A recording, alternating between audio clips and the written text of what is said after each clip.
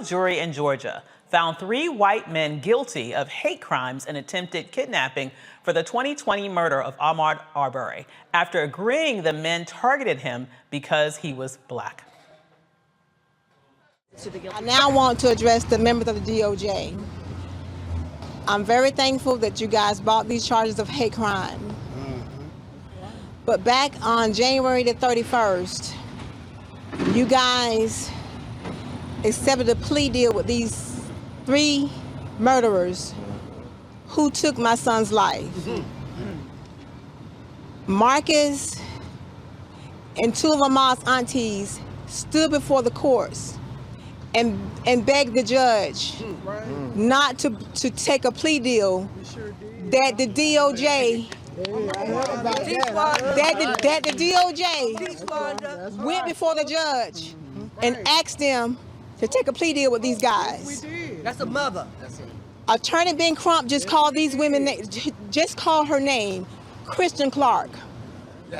As I traveled to Brunswick on that Sunday afternoon, I spoke to Christian Clark and the lead attorney, Tara Lyons, begging them to please not take this plea deal.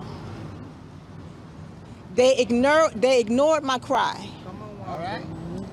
I begged them.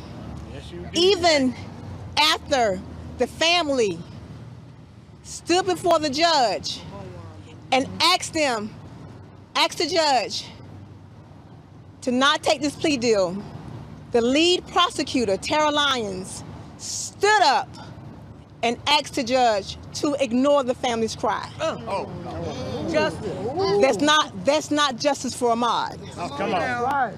What we got today, we wouldn't have gotten today if it wasn't for the fight that the family put up on January the 31st. What the DOJ did today, they was made to do today. Come on. It wasn't because what they wanted to do. Taxpayers. They were made to do their job today. Yeah. So as you heard, Ahmaud's family literally spoke truth to power in front of the courthouse after the jury's decision today. Ahmaud Arbery's mother, Wanda Cooper Jones, says they are happy with the verdict, but she criticized the Department of Justice, and rightfully so. Gregory and Travis McMichael and William Roddy Bryan were convicted of 1 count each of interference with the rights and attempted kidnapping of Arbery. Father and son duo Gregory and Travis McMichael were also found guilty of carrying and brandishing a weapon during the commission of a violent crime. Travis McMichael was also found guilty of discharging a firearm in relation to crime of violence. The 3 are currently serving life sentences for the murder of Ahmaud. They are facing another life sentence now. Joining us now from Georgia are Marcus Arbery, Ahmaud's father, and Ahmaud's aunt, Diane Arbery Jackson. We also have Barbara Arnwine and Chair Daryl Johnson from the Transformative Justice Coalition. We are happy to have you all here today. Well, you know, this was justice delayed, not justice denied, but I'm so happy to hear Ahmaud's mother speak truth to power as she did today. I would love to know from the father, what does it make you feel now that we've finally gotten this decision? Do you feel finally that justice has been served? Yes, justice has been served, but of course, you know, we still don't have Ahmaud with us, so it's still a hurt thing. Absolutely. Because that's the part that hurting real bad, but we did get justice. I completely understand. Now, were you feeling frustrated as well? That the Justice Department really attempted to plead this out without taking this case to the mat, in which they were ultimately forced to do once the plea deal was not accepted. Are you still holding a little bit of, I guess, saltiness around that and wondering, you know, why did you even have to fight to get them to do, quite frankly, what they should have been doing from the first place? Because one thing with African-American people, so you know how that justice thing been working for them. African-American people for so many years. When I'm just thanking God that my family was strong and see my stuff wrong, that they won't sit back and do nothing. We was fighting family. And so that helped us out a lot. That way, we just stayed in their face and let them know that we want 100% justice for Ahmaud. And Aunt Diane, I'm sure that you too are relieved in a sense that justice was served to some degree here.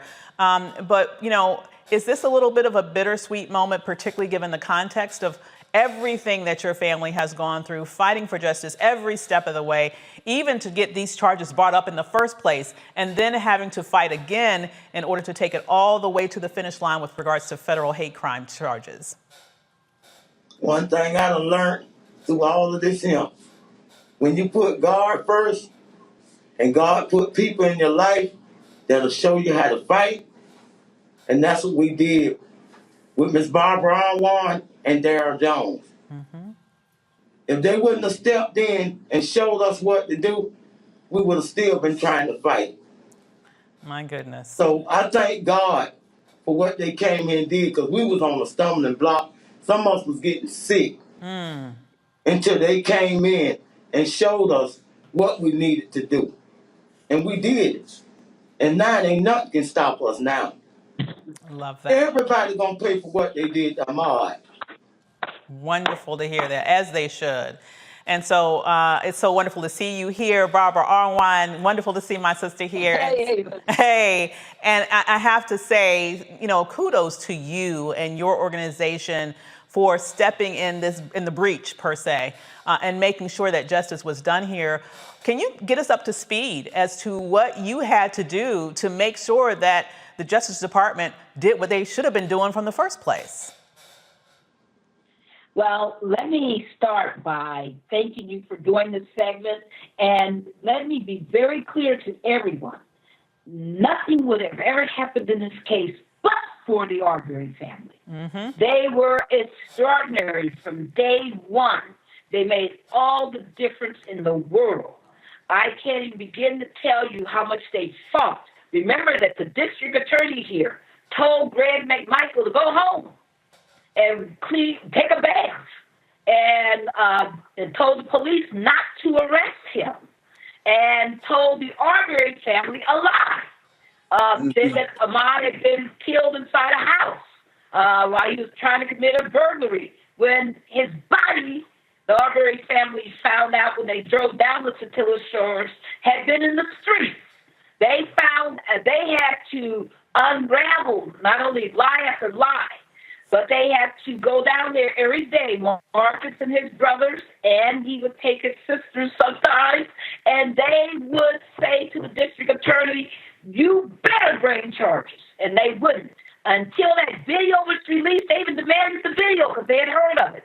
But until that video was released, nobody was prosecuting this case. That's why when you heard the first case, you noticed all the evidence stopped after 2 days. Because that's when they stopped investigating. Because Jackie Johnson was doing everything she could to make sure that Travis and Greg McMichael and Brian were protected. Now, that hasn't been a subject of any of these cases, but it will be when her indictment, because she's been indicted for abuse of office, when that comes up.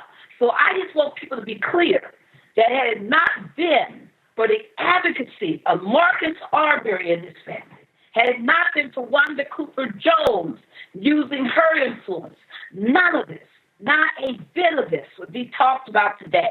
The Justice Department, they traditionally do not like to bring hate crime cases. We have all had to deal with that. They lost their share of them. But this case was such a clear case that they had to bring.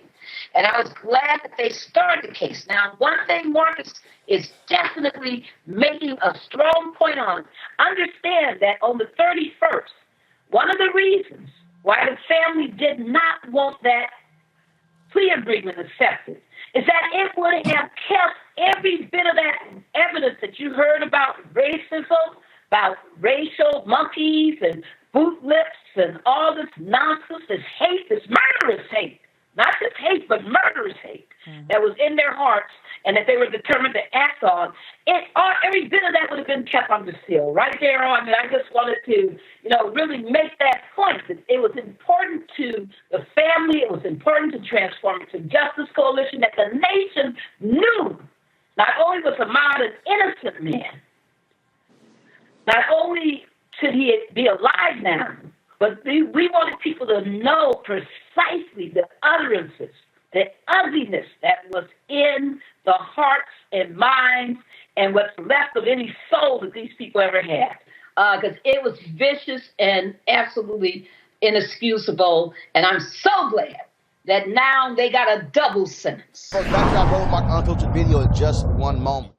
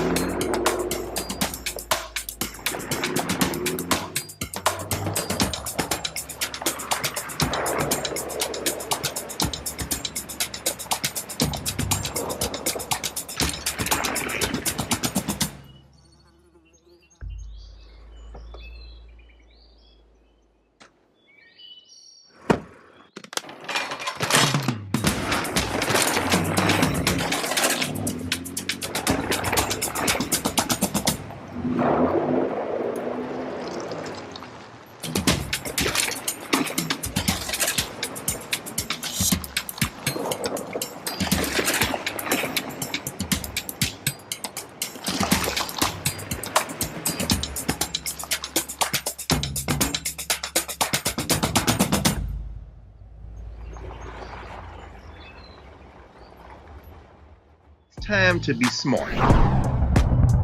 Roland Martin's doing this every day. Oh, no punches! Thank you, Roland Martin, for always giving voice to the issues. Look for Roland Martin in the whirlwind, to quote Marcus Garvey again. The video looks phenomenal, so I'm really excited to see it on my big screen. Support this man, Black Media. He makes sure that our stories are told. See, there's a difference between Black Star Network and Black-owned media and something like CNN. I got to defer to the brilliance of Dr. Carr and to the brilliance of the Black Star Network. I am rolling with Roland all the way. Honored to be on a show that you own. A black man owns the show. Folks, Black Star Network is here. I'm real revolutionary right now. Roland was amazing on there. Stay black. I love y'all. I can't commend you enough about this platform that you've created for us to be able to share who we are, what we're doing in the world, and the impact that we're having. Let's be smart. Bring your eyeballs home. You can't be Black-owned media and be scared. You dig?